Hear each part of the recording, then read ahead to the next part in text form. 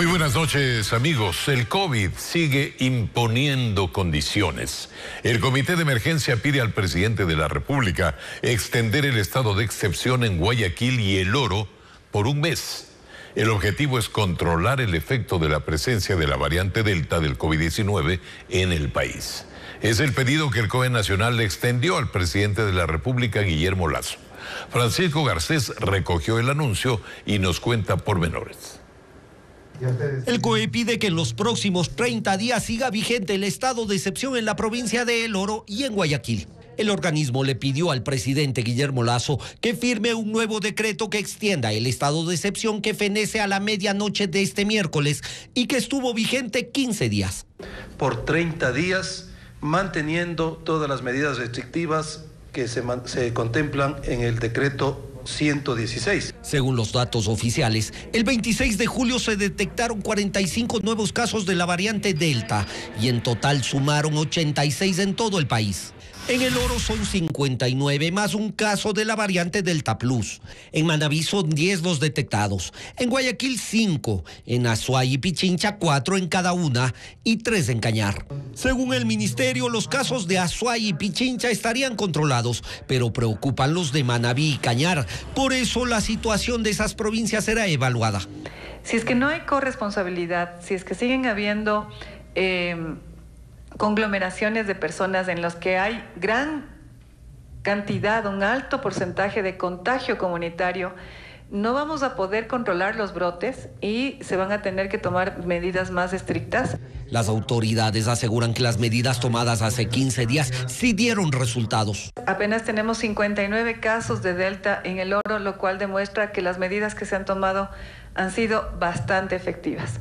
El COE analizará este jueves la situación de otras ciudades para, de ser necesario, tomar nuevas medidas y exigir más controles. Mañana tenemos que tomar medidas complementarias que no requieren estado de excepción y estará enmarcado a lo que directamente podemos nosotros tomar en consideración, como es el teletrabajo, el retorno presencial de clases, el transporte interprovincial, los eventos públicos masivos. La preocupación por la variante Delta radica en que es más contagiosa que las demás, lo que podría nuevamente causar saturación en los servicios de salud del país. Autoridades de la provincia de El Oro rechazan la recomendación que hizo el COE Nacional para extender el estado de excepción por 30 días más. Señalan que sus localidades son importantes, se refieren a los negocios, para la reactivación del sector productivo del país, por lo que no pueden ser bloqueadas por las restricciones. Diego Cuenca nos informa que en Guayaquil también analizan mantener las restricciones ya vigentes. Alcaldes de los cantones de El Oro se reunieron para rechazar la propuesta del COE Nacional que recomienda extender el estado de excepción por 30 días más ante la presencia de la variante Delta. Como comerciantes, como productores, como empresas turísticas, es durísimo soportar un mes más. La preocupación se concentra en Machala, que busca reactivar su economía.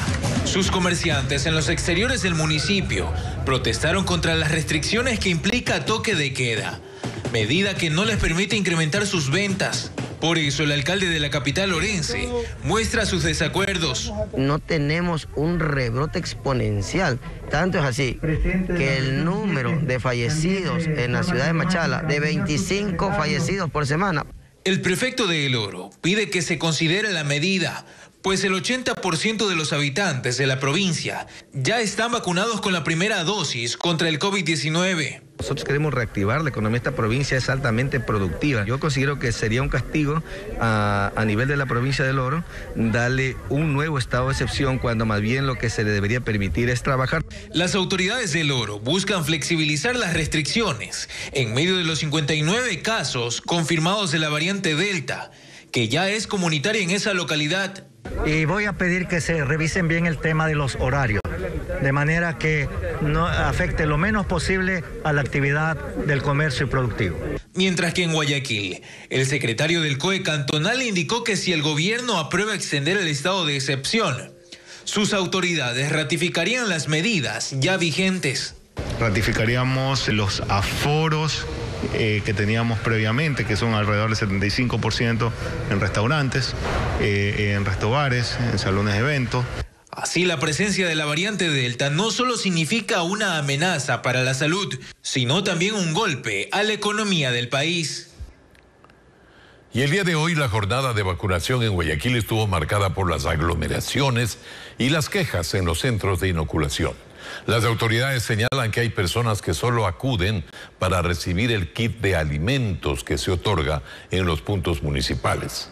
Mientras tanto, en Quito inició la vacunación a estudiantes colegiales mayores de 16 años. José Carlos Alvarado nos trae un resumen de lo ocurrido este miércoles. Es el panorama que se vivió desde temprano en el mercado de la Casuarina noroeste de Guayaquil. Cientos de personas esperaban aglomeradas al pie de las rejas de este establecimiento para ser vacunadas contra el COVID. Muchos llegaron desde las 3 de la madrugada. Al vacunatorio municipal ubicado en Mucholote 1, en el norte de la ciudad, también llegaron personas de la tercera edad e incluso jóvenes. Aquí también hubo quejas, pues este miércoles solo podían vacunarse principalmente quienes tienen 27 y 28 años. Ayer vine, no pude vacunarme por el mismo problema. El mismo panorama se repetía en la Universidad Politécnica Salesiana. Largas filas e inconvenientes. Hemos madrugado tanto para que vengan y se quieran meter aquí como buenos. No, pues, estamos desde las 3 de la mañana aquí. El ritmo se ha acelerado y en los 7 puntos de vacunación del municipio de Guayaquil se aplican dosis a unas 17.500 personas por día. Desde el Cabildo mencionan que la ciudadanía no respeta el grupo etario de turno y que las aglomeraciones se originan por la entrega de los kits de alimentos. También tenemos las personas que acuden a los vacunatorios, hacen cuellos de botella, están con su familia y piensan retirar kit sin haberse vacunado simplemente porque necesitan un kit. Mientras tanto, en Quito se inició la jornada de vacunación para los estudiantes mayores de 16 años. Son los alumnos de bachillerato de los colegios fiscales, fiscomisionales particulares y municipales, que luego de verificar sus documentos, ingresaron al Coliseo de la Unidad Educativa Quitumbe, uno de los 6 puntos dispuestos para esta vacunación. El tope máximo que hemos tenido aquí es de 1.800, pero sí tenemos una proyección de llegar hasta las 2.300 a 2.500 dosis diarias.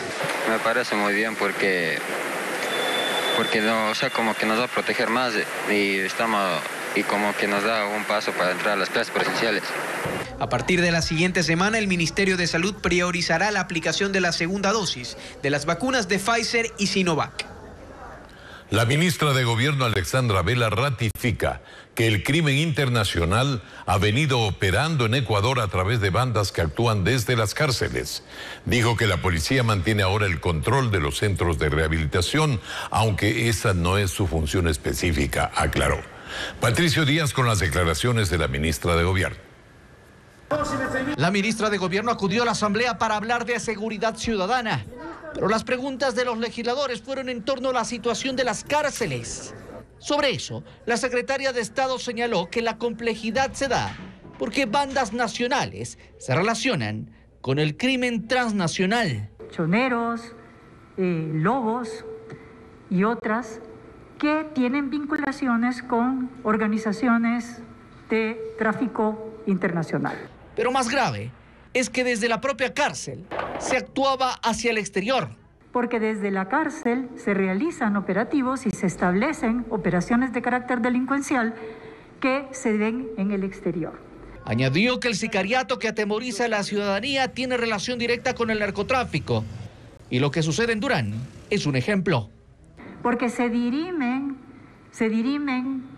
participaciones dentro de un mercado de droga interno que tampoco vemos. Confirma que la policía ahora mantiene el control de los centros de rehabilitación social, aunque es una responsabilidad del SNAI. Sin embargo, el problema va más allá y tiene que ver, asegura, con que Ecuador ya no solo es un país de paso. El consumo creció alarmantemente. Comenzamos a hablar de tasas de consumo que van desde 84 hasta 200 toneladas durante el año. Significa que existe aquí ya un problema grave de narcotráfico. Y responsabiliza de aquello a decisiones de anteriores gobiernos y asambleas. Tiene un efecto fundamental a través de las tablas que fueron aprobadas y que permitieron que se establezca no solamente un mecanismo de consumo, sino de microtráfico que existe dentro del Ecuador. La ministra señala que se hace un diagnóstico global para tomar acciones específicas que enfrenten directamente al narcotráfico y todo lo que está generando en el país. La Corporación Nacional de Telecomunicaciones, CNT, se declara en emergencia tras el ataque informático que sufrió en días pasados.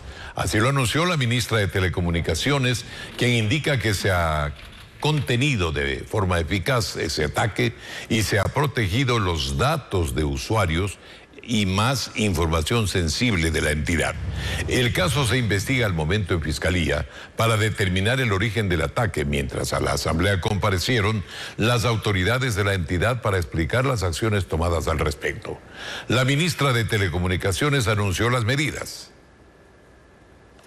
Declarar el estado de emergencia institucional en CNT para poder tomar acciones ágilmente. Realizar una auditoría externa con empresas del más alto nivel internacional y se está trabajando en conjunto con todas las entidades del Estado competentes como Contraloría, Fiscalía, Policía Nacional y demás carteras de Estado para llegar hasta las últimas consecuencias.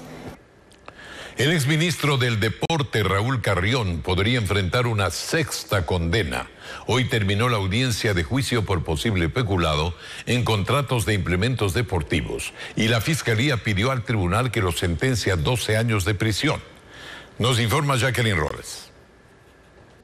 Este miércoles terminó la audiencia de juzgamiento en contra del exministro del Deporte, Raúl Carrión, quien enfrenta al menos 10 causas penales. Según la Fiscalía, entre 2007 y 2008, en el inicio del gobierno de Rafael Correa, Carrión entregó contratos de forma arbitraria beneficiando a terceros y perjudicando al Estado como parte del proyecto de masificación deportiva e implementación de las escuelas de fútbol. Dividió contratos de un mismo rubro para evitar informes de Contraloría, ignoró la lista de proveedores calificados, permitió la compra de implementos al triple del precio real y que una empresa de licores le venda artículos deportivos al ministerio. Por ello, el fiscal general subrogante Wilson Toainga solicitó al tribunal que declare a Raúl Carrión autor de peculado, le imponga una pena de 12 años de prisión y el pago de $152,000. Lo mismo para otros 2 exfuncionarios públicos y a un cuarto procesado acusó como cómplice. El tribunal escuchó a las partes, analizará las pruebas y dará a conocer la sentencia el próximo viernes 6 de agosto a las 14 horas. El abogado de Carrión insiste en su inocencia. Es una audiencia más. Creo que ya han pasado más de 50 audiencias que he acudido. Hemos hecho la alegación. Consideramos que no se ha comprobado la materialidad de la infracción, peor la responsabilidad del doctor Carrión. Y lo que debe pasar es que estos 2 jueces nuevos, porque interviene una jueza que ya ha fallado anteriormente en varias ocasiones en contra del doctor Carrión, debería ratificar el estado de inocencia del doctor Carrión. Raúl Carrión es juzgado en ausencia. Está prófugo desde agosto de 2020 cuando dejó de cumplir con la presentación periódica. Bueno, yo he perdido contacto hace más de un año con el doctor Carrión. Si lo declaran culpable, esta sería la 6ª condena para Carrión, quien tiene otras 5 sentencias por peculado y tráfico de influencias.